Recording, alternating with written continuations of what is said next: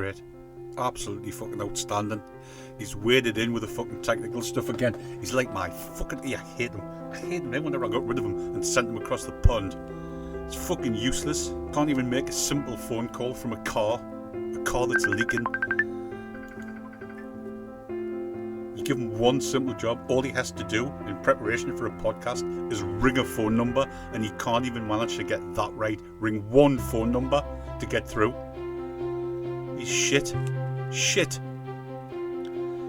I'm going to cancel his podcast. I'm going to hit him over the head with fucking something big and heavy, and then I'm just going to kill him because he's really beginning to annoy us. No, I can't hear you. If you're shouting, oh, can you hear me? No, I can't. Right? And I'm pleased I can't. So I don't know what you've done, but I suggest you put it right. Have a drink. I mean, one job. You've got one job. Your one and only job on this podcast, right, is to just make a phone call, and it takes you 3 goes to make a phone call. Hello? Live? Yes. Hello, yes, we're live! Hello! Go on, next line.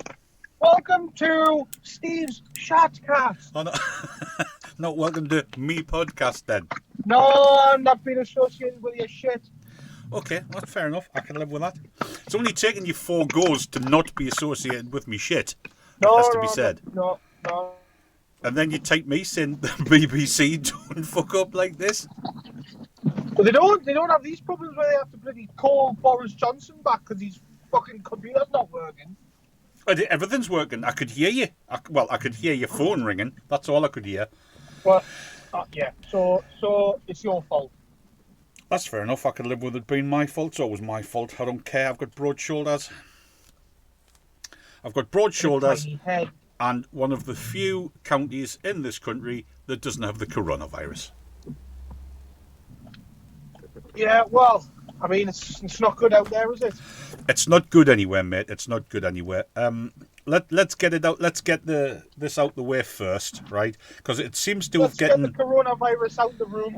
Yeah, it just seems like when we started this conversation in the first podcast, it was there's like 4 people in there's a chicken in Italy has got a snotty beak, and now people are dying in Italy. So it's just gone mental. And if we kept going through all the facts and figures, this would just be the podcast about coronavirus, as all this would be. The Corona Cast. The Corona Cast. That's like something you do with a fly fishing rod, isn't it? Yeah, it's a very specific cast you do to catch a virus. Your man Donald, he's banned all travel into the United States from mainland Europe. Other than the UK and Ireland. Yes, that's why I said mainland Europe. Yes. Yeah. Yes, he has. All schools and colleges are closed from today in Ireland up until at least the 29th of March. Yep. Scotland have the recommending cancelling any mass gathering of anything more than 500 people. So all the fucking football should be on this weekend. The Premier League game between Man City and Arsenal is cancelled because some of the Arsenal players are now self-isolating. Apparently, some of them shook hands with the Olympiacos owner in a game they played with him on the 27th, and since then he's been diagnosed with COVID-19. So Arsenal are out of players. While I was taking some notes for this, it would appear that 3 Leicester City players are now self-isolating after showing symptoms. There's players at Real Madrid in Spain and Juventus in Italy also are in isolation because they have it. There are cases now being reported within McLaren, and they are pulling out of the first Formula One in Melbourne, which I think is this weekend. But they don't know whether it's going to go ahead, whether anybody will pull out before then, or anything else. The England-Denmark fixture later this month has been cancelled. Basically, all football in Serie A, the Dutch leagues, the Czech Republic, Denmark, and other leagues around Europe have been cancelled. Anybody who is still playing outside of, I think, France and the UK, other games are being played behind closed doors, and I think it's only a matter of time before all of those things start happening here. Yeah. We seem to be the last. The tennis, is it the ATP, whatever the men's tennis tournaments are that they go around, that's been cancelled. Yeah. There are countries who are due to play international games, qualifiers for the World Cup in, I think, must be 2 years, and friendlies over the next month or so because of the Euros this summer. Those games are in doubt, and some have already been cancelled. So I reckon everything will just close down. That'll be the next thing. Well, over here last night, I believe it was the NBA postponed their season, which is as big because March. What's this March Madness nonsense? What's all that about? March Madness is the biggest month of like playoffs and finals and stuff like that for basketball over here, especially for like college basketball. Right. So for to have that cancelled is the big step. See, sorry. I've just had news come in. Hang on, I'm just press. If you imagine me pressing the earpiece into my ear, yeah, I've got news just come in there. Fucking eye. I've got news just come in there that the NHL has done the same as of today. I have to be honest. I mean, there's not a good time. I can get my money back for my free tickets. Your free tickets. I want my money back. Well, I've still got a huge space in the in my lounge area in the East Wing, where I should have had a huge handcrafted oak table from Milan, which I now can't have. Yeah. I have a question about the Corona. Mm-hmm. Why is everybody buying toilet roll? What an excellent question, right? What an excellent question. I have never heard so far of somebody say, did you hear about our Ethel? Well, what happened? Well, she died of the coronavirus. Oh, of the arse. Was it the coughing and the pneumonia? No, our insides fell out our arse. Yeah, I think that's in like the later stages when you've really got it and the virus, you can't shake it off. The doctor said if she'd had enough fucking quilted shaman, she'd have been all right. That's how they're trying. Quilted Shaman, what a band!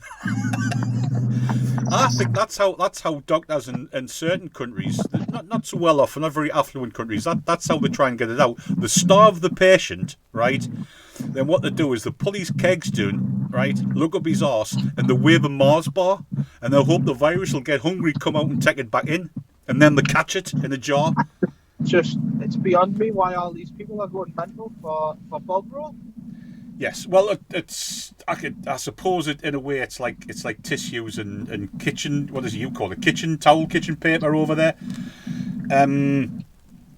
It's something to because the main thing, obviously, washing your hands and stuff. They're telling you to blow your nose and cough and stuff into apparently fucking blow your ass as well.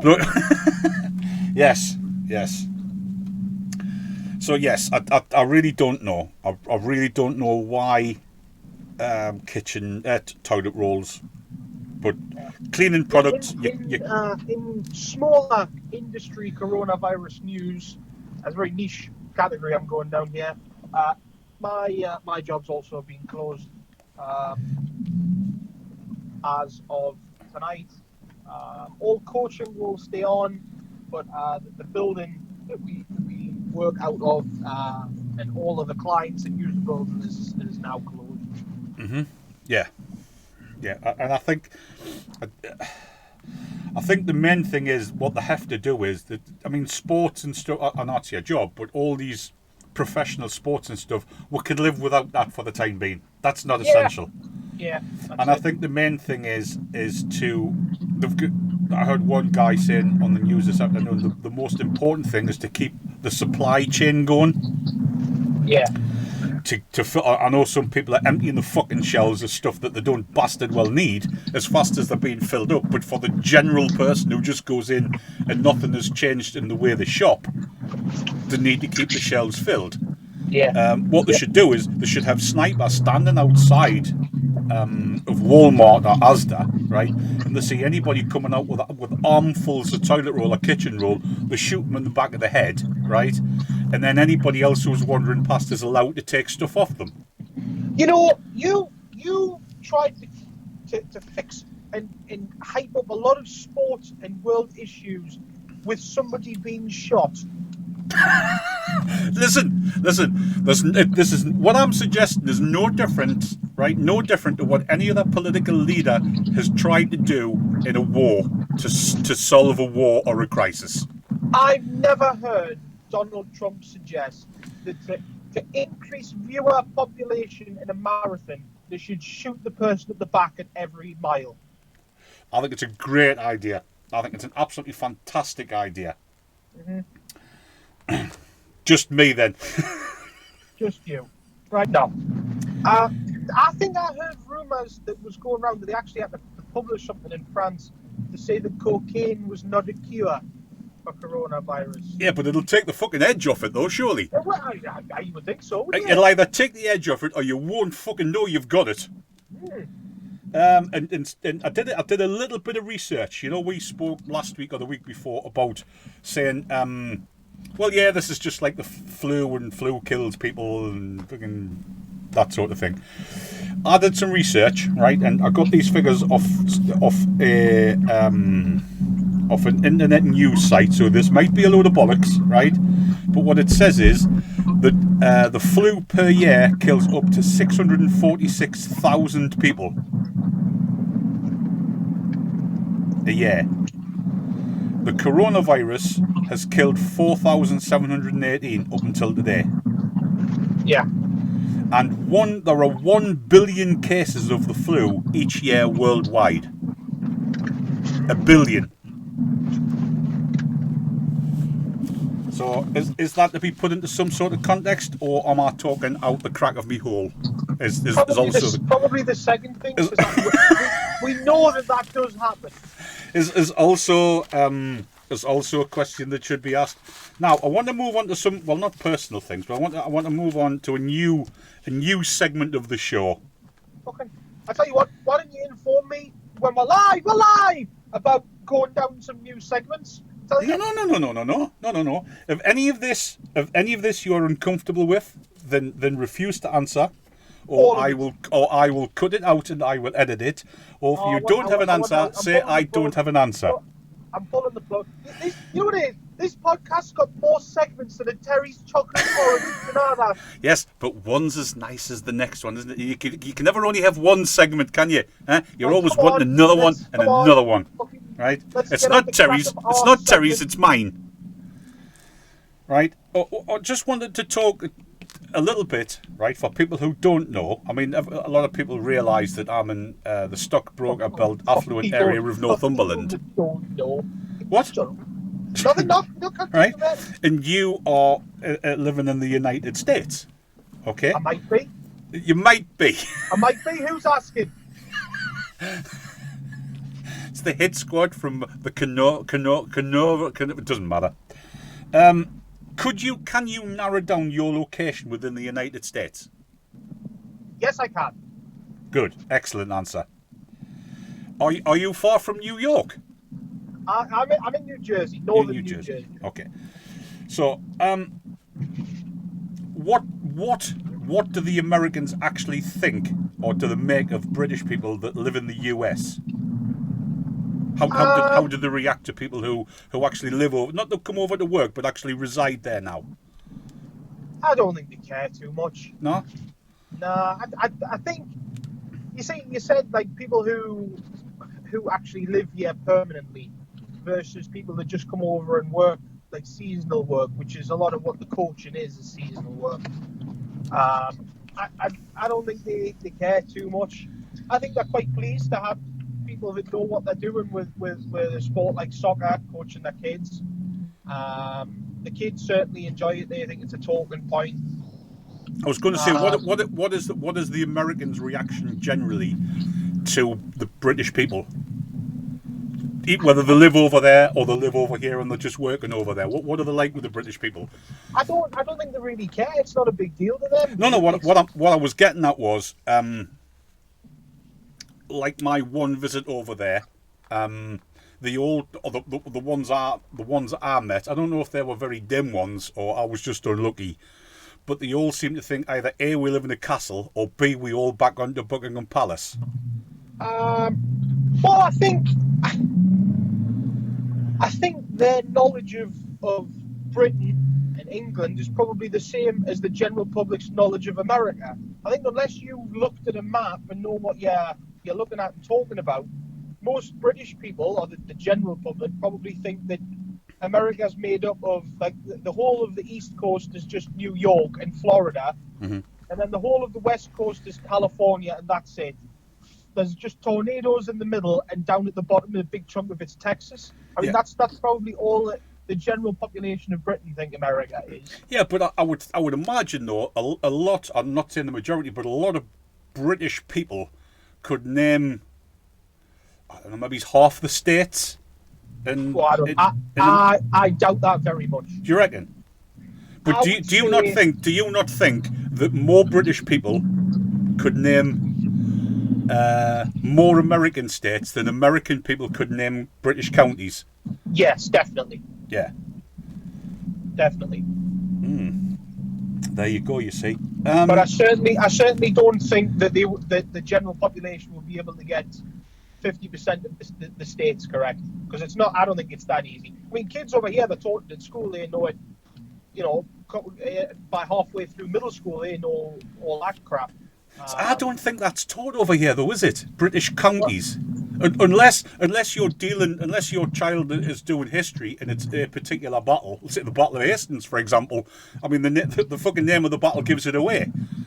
I don't think we're taught enough British history in school.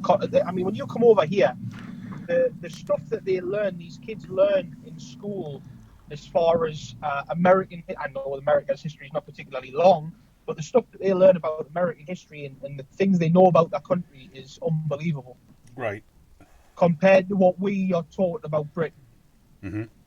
Mate, but having said that, right, and I'm not I'm not leaping to the defence of the UK, but do you not think we have a lot more history to try and look back on and remember than the US has? So once you go back a certain length of time, you're back to the indigenous population of Native American Indians, and we go back God only knows how long. Yeah, no, this is true, but I mean, I don't have the exact year that America was where the Pilgrim Fathers turned up and all of this nonsense, but it couldn't, in comparison to the history we have in the UK, that's fairly recent in the US. Yeah, I mean, there's bloody teacups on my grandma's shelf that's been around longer than America, man. I've got underwear with more history than certain parts of the United States. And they've been banned in more places as well. Can you talk about fast food over there? Or as the Americans like to call it, just food? Yeah, we have a culture over here. We have a culture of fast food-ish. In most places now, I mean, only up until recently, there were certain towns in Stockbroke, about Northumberland, where there wasn't a McDonald's, so there wasn't anywhere. So now you've basically got your Domino's, your KFC, your help me out here. No, struggle. Your Domino's, your KFC, your McDonald's. That sort of thing. You've repeated yourself. Have I? Well, yeah. So let's say over here you've got, depending on where you live, if you live in a city, you may have a lot more. You may have, I don't know, Domino's, yeah, KFC, McDonald's. Do you know, I'm sure I mentioned them. But over there, you have so many more things that seem to do the same thing. Yes. So you might have, again, this is not gospel, but you may have 7 or 8 chains of fast food place who do the same as a KFC, for example. Not necessarily the same as a KFC, but yes. And the same with like burgers and that Yeah. sort of thing. Yeah. And is it a big thing? Is eating in fast food joints a big thing, or is it just to go there because they're busy and it's like food on the go? I don't think it's a thing that people do too often. I think it's a thing of Friday night you can't be asked to cook or go anywhere nicer. Okay, we'll have a like a takeaway. We'll have fast food from somewhere. Oh, excuse me. Sorry, carry on. Hey, come on now. So I was listening so intently, to be honest, I forgot to breathe. Fucking good. Try listening intently Oh, for dear. about 2 or 3 minutes then. You know, if this happens again, and you heard me exhale quickly there, if it doesn't happen again and you just hear a massive fucking bang and the chair goes over, just hang up and ring me. Yeah. Oh, yeah. Sorry, I did interrupt you mid-flow. I forgot to breathe. Dude, I was staring. I was looking at the podcast home screen thing and thinking, I could move that. And I was listening to you, and I forgot to breathe out. That tells you a lot about me, that really, doesn't it? Well, the answer is probably yes to one of the questions. Yeah. Was, right? Okay, right. The top 5 best things about living in the United States. But I think the 5. Well, I don't know. The choice of food, the lifestyle, the cars, yeah, the fact fuel's cheap. There is a great choice of food here, but I miss me home foods. Well, that'll be my next question. So, well, give me the top 5 best things about living over there, again, and then the top 5 about being in the UK. Right. Well, yeah, the variety of foods. If I don't want to talk to you, I just have to press a little red button. Yeah, but if I don't have to talk to you, I don't fucking answer it. So there's got to be one there. Surely your gas prices over there. Yeah. I think when I was working in England, you used to have to sort of build fuel into your paycheck. Yeah. Whereas over here, you don't really have to think about it. It's something you look at.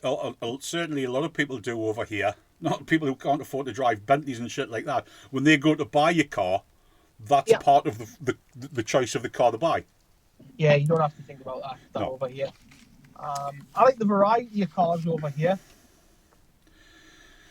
I think the structure over there is very good. The structure within the things that you do for a living, compared to this, you look at the same type of thing over here. It's done on a wing and a prayer and a shoestring budget over here. Yeah. Whereas it's done very professionally. Money's thrown at it. Yeah, I must admit the facilities for sports and stuff over here are excellent. Even the facilities that aren't good are better than most facilities in England. I would say so. I think the system for sport over here really pushes kids into the professional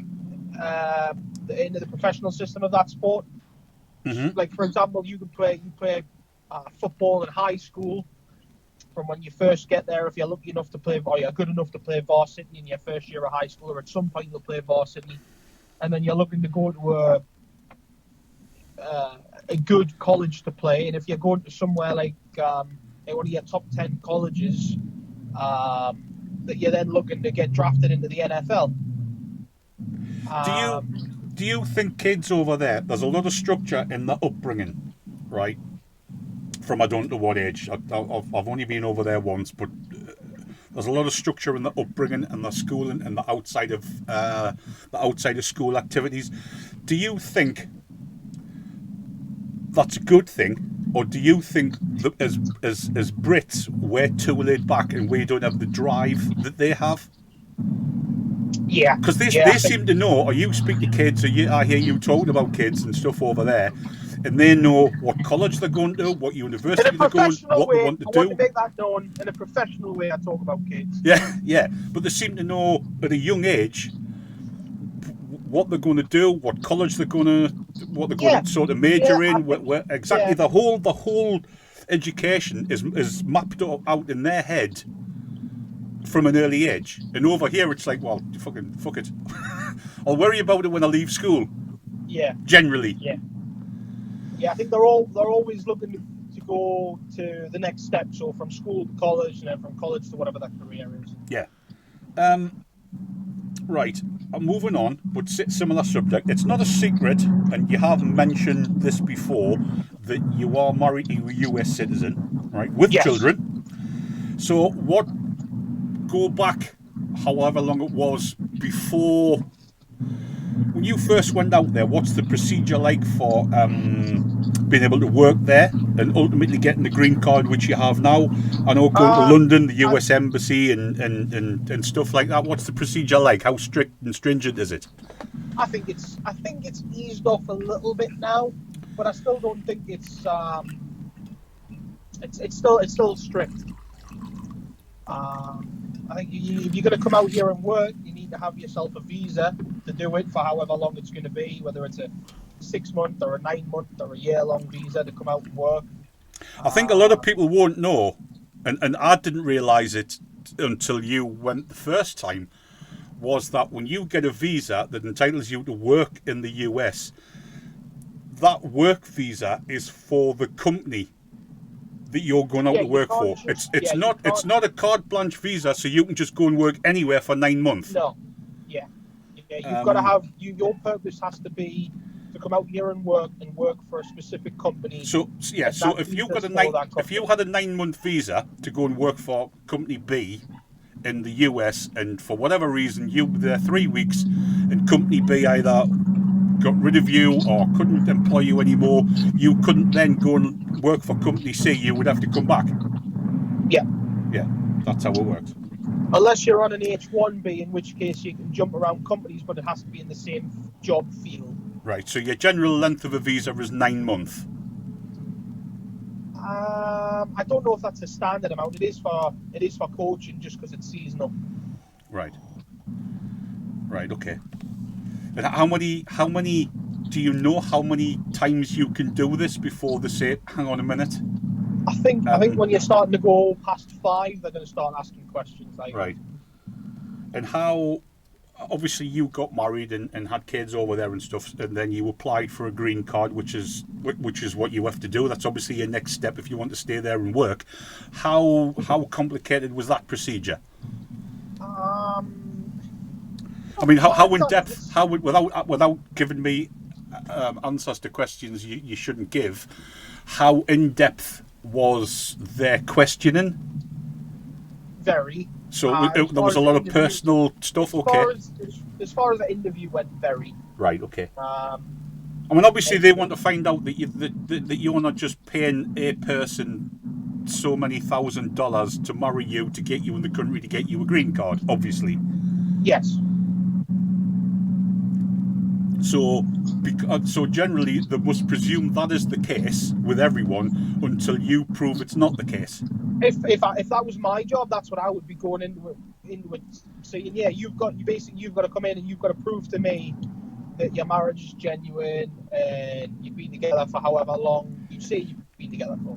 Right. So I've been to London with you 5 times. Was it 4? 4 or 5? 4 or 5 times. Yeah. To get 5 visas. Yeah. Right.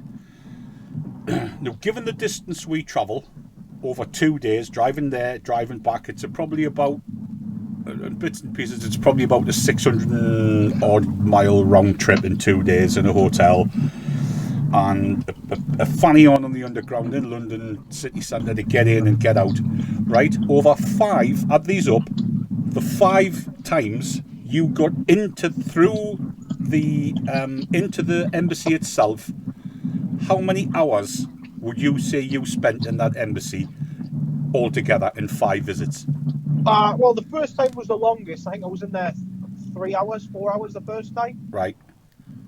But other than that, the other times have been an hour and a half at the max, I would say. Right. I must admit, I did get a big shock when I went past there last year and it wasn't there. It was quite strange. Moved to Vauxhall, I didn't go to that embassy. No, well, that's south of the river from what I understand. Not that I've been. I don't think I've covered been. in coronavirus at the minute. I don't know. Right, let's move on. All good. Yes. Waitrose, empty jam jars cost more than full ones with jam in. Fact. Do you know that? Because they sell jam jars now with handles on. Since when did this mason jar nonsense fucking turn up? With fucking people drinking out of fucking jars. This is these people that pickle their own farts, man. That's these people. And I thought I'll give you 3 or 4 factoids, right? Which will keep you entertained, and you can. Fart picklers. You can have these on me. 60% of all the world's selfie deaths take place in India. Not necessarily a bad thing. No, it's not. The Queen is the legal landowner of 1/6 of the world's land surface. Good for her. Mm-hmm. And 1 in 10 babies is conceived in an IKEA bed. That's not true. Well, there you go. I'm only fucking telling you. Right? I'm only the bringer of truth and justice. That's all I am. No, I'm sorry. I'm not having that one. And that endeth the news. Okay? That endeth what I got. Right? Good, because that last one's bollocks. Now, if you want to discuss Jesus again, I do want to discuss Jesus. Now we're coming to mention it, right? I was listening to a certain Scottish comedian this afternoon, and you know how we not plagiarised, but sort of took the piss out of the Last Supper, last podcast or the one before. Well, you did, I didn't. Oh no, you just suggested that Bob Ross fucking painted it, and right. There was some underhanded fucking keys in a fishbowl fucking thing going on with who was paying the bill, was all you suggested. Yeah. I want to know, right, about the conversation where Jesus' father, Joseph, right, was a carpenter. Right? Yes. So presumably he worked on sites building houses and building temples and building whatever. Can you imagine him going in, right, into work on a Monday morning, right, and after he's found out their lass is pregnant, and telling the lads, and him having to say, well, it wasn't fucking me. It wasn't me. I don't have any problem with that, other than the fact that you said Joseph is a bit of a carpenter. He builds houses and temples. Why would he have been building a temple before Jesus was about? Yeah, but there will have been temples. There will have been. No. Well, yes. No, there was no religion. Are you telling me, right? Are you telling me that there was no Greeks and no Romans and stuff like that, and they didn't worship in temples before Jesus was born? I doubt there was very many Romans fucking pissing about in Jerusalem. No. What you said was there was no religion. Was what you said. Not for Joseph. How the hell do you know? Because I'll tell you what it is. I'll Google this shit next podcast, and I'll bring you down. I'll bring you down in the fucking ball of flames you deserve, mind. Right? The most religious thing Joseph will have done before Jesus was about. Well, he's religiously have had a beer when he got home from work. Do you know what I can't understand? What can't fucking escape me to understand is out of everything I said there in that small fucking paragraph, the one thing you picked up on is the fact that Joseph wouldn't have built temples because there was no religion. Yeah. Not the fact his wife was pregnant and it wasn't him. Well, that's all believable, isn't it? Is it? Is it though? Is it? Yeah. Right, okay. Fair enough. I don't think it was. It was. You'll go to hell for that. No, I said I didn't think it was believable. If you tried to tell someone, if you'd gone into work tomorrow, right, into your facility and said, by the way, the wife's pregnant, but apparently the Holy Father, God, is the Father. There was the Immaculate Conception, and nobody's been near her, especially me. Right, they'd have fucking locked you the fuck up in a fucking very, very thick padded cell is what they'd have done. He may have been building very, very thick padded cells. Carpentry, or is that that Yeah, but they something don't else? stand up on their own. You need walls. You need doors. You need door frames. I mean, hinges, I think not a they were specialist thing there back in them days. Door handles. Padded walls is a seamstress thing, I think. Sorry? Padded walls will be a seamstress job. Is it? Is it now? Yeah. Is it? I tell you what, there's many holes in your argument. There is. There is. Yeah, you're right. Yeah, I'm sorry I brought it up, to be honest. Yeah. Yeah, well, you'll think fucking twice next time, won't you? You're right. Do you know, when I come up with a theory, when I come up with a believe it or not theory, right? Oh, here we go And I'll with the throw in a bit theory. of humour, I'll think to myself, no, I'm not going to waste that on that little fucking hairy fucking scrote, because he'll pick it up wrongly, or he'll have a go at me about something I didn't even fucking say, or something that's completely irrelevant to the facts I've given you. Tosser, right? That's all you are, and that's all you'll ever be. You're a small, pube-grown little fucking walnut-shaped sized tosser of a scrot. That's what you are. Right. Well, your podcast is shit, and it's got more holes in it than Swiss cheese. Put more holes in me argument. Mm-hmm. Swiss cheese than a shit suicide bomber. The only thing holy about your podcast is the amount of holes that's in it. Right? Well, why don't you fuck off? Right, I am. Fuck you. I'm off. Fuck you.